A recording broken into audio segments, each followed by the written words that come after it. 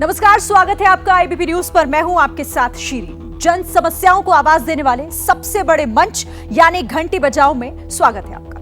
कहा जाता है कि पॉलिटिक्स में ना कोई परमानेंट दुश्मन होता है ना स्थायी दोस्त। महाराष्ट्र में हुए बड़े सियासी उलटफेर के बाद देश में बहस का दौर जारी है। हम इस बहस में नहीं पड़ेंगे, लेकिन सवाल जरूर है कि क्या देश में सियासी उठापटक की सबसे बड़ी वजह राजनीति में परिवारवाद है। यह सवाल इसीलिए क्योंकि महाराष्ट्र की राजनीति में सबसे कद्दावर माने जाने वाले पवार परिवार में हुई बगावत के पीछे सियासी विरासत की लड़ाई मानी जा रही है। महाराष्ट्र ही नहीं, देश में वंशवाद की राजनीति की जड़ें आजादी के बाद से ही कितनी गहरी पैठ बना चुकी हैं और आखिर राजनीति में परिवारवाद का रोग क्या है। तथ्यों, तस्वीरों और सबूतों के साथ विस्तार से बताती ये रिपोर्ट गौर से देखिए और सियासत में परिवारवाद की परंपरा के खिलाफ घंटी जरूर बजाएं, जिसके लिए आपका अपना नंबर है 8422840000।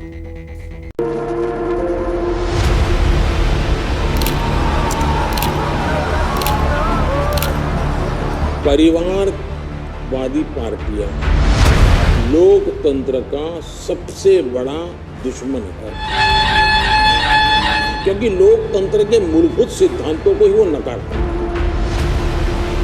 परिवार को बचाओ, पार्टी बचे या न बचे, परिवार को बचाओ, देश बचे या न बचे। बेटा जैसा भी होगा लेकिन वही अगला अध्यक्ष बनेगा। तब सबसे बड़ी कैजुअलिटी टैलेंट की होती है।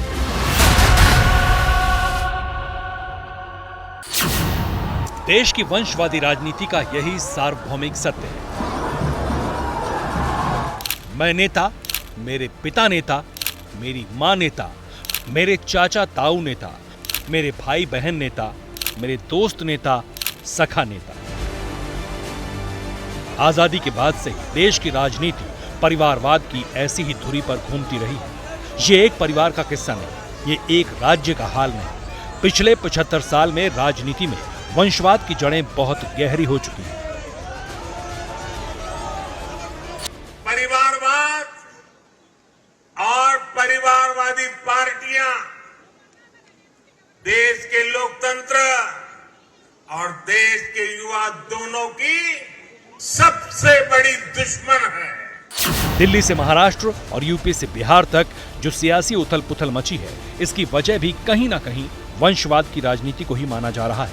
लिहाजा आज राजनीति में परिवारवाद के रोग की पक्की सर्जरी करनी जरूरी है, चंद सवालों के साथ कि देश में वंशवाद की राजनीति की सबसे बड़ी वजह क्या है, परिवार वाली पॉलिटिक्स देश को कैसे नुकसान पहुंचाती है, क्या देश वंशवाद वाली राजनीति से आजाद हो पाएगा।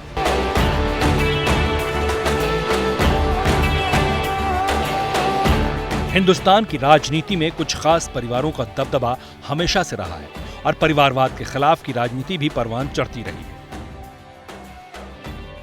हम इसकी पॉलिटिकल बहस में नहीं पड़ेंगे, लेकिन ये जरूर बताएंगे कि कैसे देश की राजनीति चंद घरानों की मिल्कियत बनकर रह गई है। शुरुआत उस महाराष्ट्र से करते हैं जहां सबसे बड़ा सियासी उलटफेर हुआ है। महाराष्ट्र की राजनीति में 8 परिवार ऐसे हैं जिनका राज्य के अलग अलग इलाकों में लंबे समय से दबदबा कायम रहा है। इसमें पवार परिवार का सक्सेस रेट सबसे ज्यादा रहा है, क्योंकि एनसीपी सुप्रीमो शरद पवार खुद महाराष्ट्र के 4 बार मुख्यमंत्री रह चुके हैं और अब उन्हीं पवार के सामने अपना परिवार और पार्टी को बचाने की चुनौती आन पड़ी है। सातारा से बारामती आकर बसे पवार परिवार के पास किसान मजदूर पार्टी की विरासत थी। शरद पवार की मां शारदाबाई पवार शेकॉप से 3 बार लोकल बोर्ड की सदस्य रही थी। उनके पिता गोविंदराव पवार स्थानीय किसान संघ की अगुवाई करते थे। गोविंदराव और शारदाबाई पवार के 11 बच्चे हैं, जिनमें 5 की जानकारी सार्वजनिक है। इनके नाम अप्पा साहेब, अनंतराव, शरद पवार, प्रताप पवार और सरोज पाटिल शामिल हैं। अप्पा साहेब के 2 बेटे राजेंद्र और रंजीत हैं। रोहित पवार एनसीपी से विधायक हैं। अनंतराव के 2 बेटे और 1 बेटी हैं। इनमें अजीत पवार हैं। अजीत पवार खुद डिप्टी सीएम हैं। अजीत पवार के दोनों बेटे राजनीति में हैं। पार्थ पवार लोकसभा चुनाव लड़े थे लेकिन हार गए। शरद पवार की बेटी सुप्रिया सुले बारामती से सांसद हैं। अजीत पवार बारामती से विधायक हैं। 1982 से राजनीति में एंट्री करने वाले अजीत पवार शरद पवार के बड़े भाई अनंतराव पवार के बेटे हैं। 1991 से 7 बार विधायक चुने गए हैं। 5 बार महाराष्ट्र के मुख्यमंत्री का ओहदा मिला। वहीं शरद पवार की बेटी सुप्रिया सुले ने साल 2006 में राज्यसभा सांसद के तौर पर सक्रिय राजनीति में कदम रखा था। लेकिन जब विरासत सौंपने की बारी आई तो शरद पवार ने भतीजे के बजाय बेटी को पार्टी की कमान देने का फैसला किया और यहीं से देश के सबसे अमीर सूबे की सियासत 180 डिग्री घूम गई। शरद पवार ही नहीं, महाराष्ट्र में परिवार वाली पॉलिटिक्स में शिवसेना भी पीछे नहीं रही। शिवसेना प्रमुख बाल ठाकरे ने 4 दशक तक मुंबई पर राज किया, लेकिन जब सियासी विरासत सौंपने की बारी आई तो पुत्र मुंह में पीछे नहीं रहे और नतीजा शिवसेना में टूट के तौर पर सामने आया। 1966 में बाला साहेब ठाकरे ने शिवसेना की नींव रखी थी। ऐसा कहा जाता है कि बाल ठाकरे की असली विरासत के हकदार उनके भतीजे राज ठाकरे थे, लेकिन 2003 में बाल ठाकरे ने उद्धव को पार्टी की कमान सौंपकर सबको चौंका दिया था। उद्धव ठाकरे बाल ठाकरे के सबसे छोटे बेटे हैं, जिनकी शादी रश्मि ठाकरे से हुई। दोनों के 2 बेटे हैं, आदित्य और तेजस। आदित्य ठाकरे सक्रिय राजनीति में। चुनाव से पहले उन्हें शिवसेना ने बतौर मुख्यमंत्री पेश किया था। आदित्य ने वर्ली से चुनाव जीता है।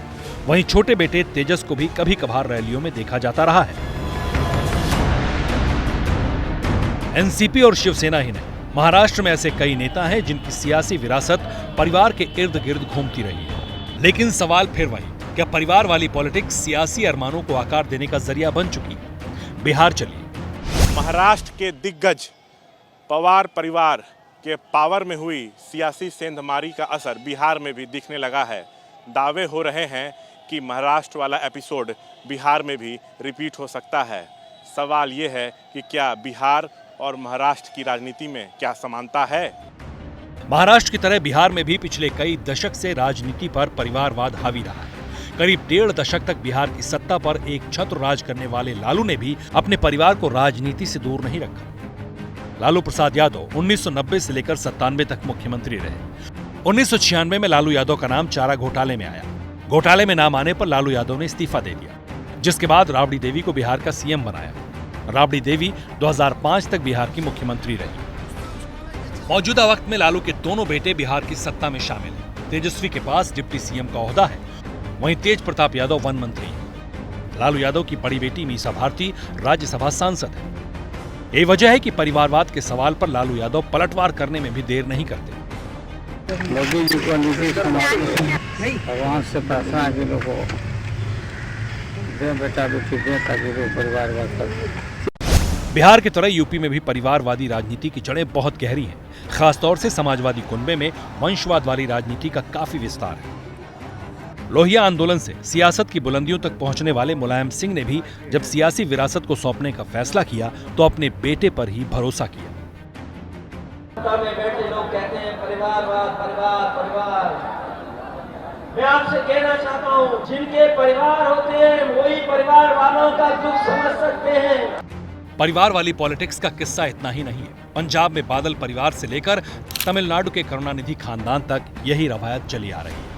तेलंगाना में केसीआर को भी राजनीति में परिवार ही प्यारा है। बंगाल में ममता बनर्जी ने अपने भतीजे को विरासत सौंपने की तैयारी की है। तो एक दौर में परिवारवाद के खिलाफ रही बीएसपी सुप्रीमो मायावती ने भी अपने भतीजे को सियासी विरासत सौंप दी। जम्मू कश्मीर की सत्ता दशकों तक अब्दुल्ला और मुफ्ती खानदान के इर्द गिर्द रही।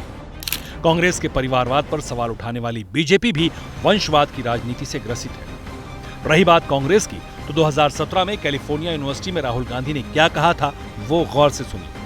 Mr. Akhilesh Yadav is a dynast. Mr. Stalin is a dynast. Mr. Dhummal's son is a dynast.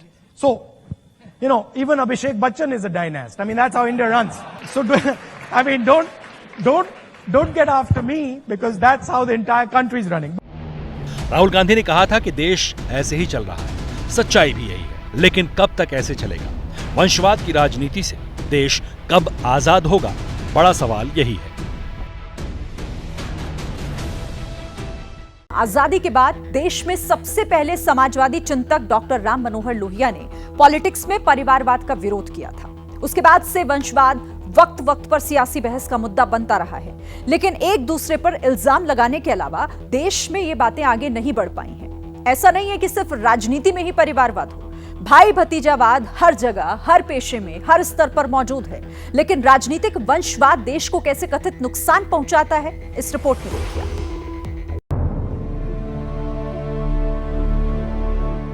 Jawaharlal Nehru 3 साल तक कांग्रेस अध्यक्ष रहे, 7 साल तक इंदिरा गांधी अध्यक्ष रही, राजीव गांधी 6 साल, सोनिया गांधी 19 साल और राहुल गांधी 2 साल तक कांग्रेस अध्यक्ष रहे।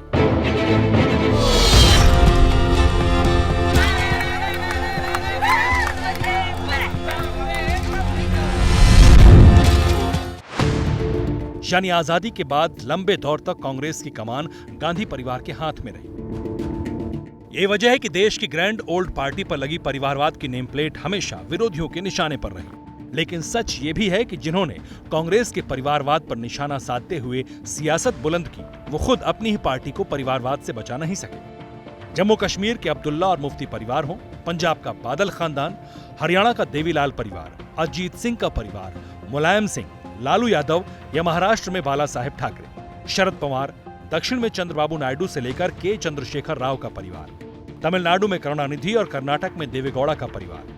देश के एक छोर से दूसरे छोर तक परिवारवाद की जड़ें इतनी मजबूत हो गई हैं जिसे हिलाना किसी के बस में नहीं रह गया। लेकिन सवाल यह है कि इससे नुकसान क्या है। परिवारवाद हमारी अनेक संस्थाओं को अपने में लपेटे हुए है और उसके कारण मेरे देश की टैलेंट को नुकसान होता है, मेरे देश के सामर्थ्य को नुकसान होता है। जिनके पास अवसर की संभावनाएं हैं वो परिवारवाद, भाई भतीजे के बाद बाहर रह जाता है। देश की बड़ी पार्टियां भी परिवारवाद से अछूती नहीं है।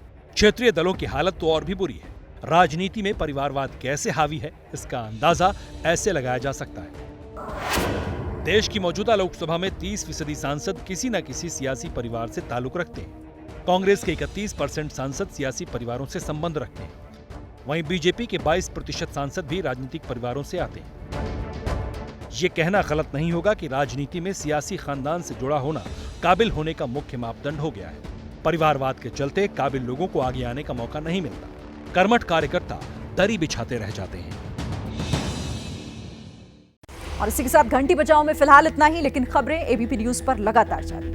जैसे ही घड़ी का काटा दोपहर 2:30 पे आए, बबीता जी का दिल सास बहू साजिश के लिए मचल जाए। और ये है इनकी बहू, पूरे दिन ऑफिस की टेंशन हो जाए गॉन जब ये करें अपना फेवरेट शो फ्री टाइम पे ऑन। इनकी तरह आप भी देखिए अपना फेवरेट शो अपने टाइम पर और डाउनलोड कीजिए एबीपी लाइव ऐप अपने स्मार्ट टीवी पर।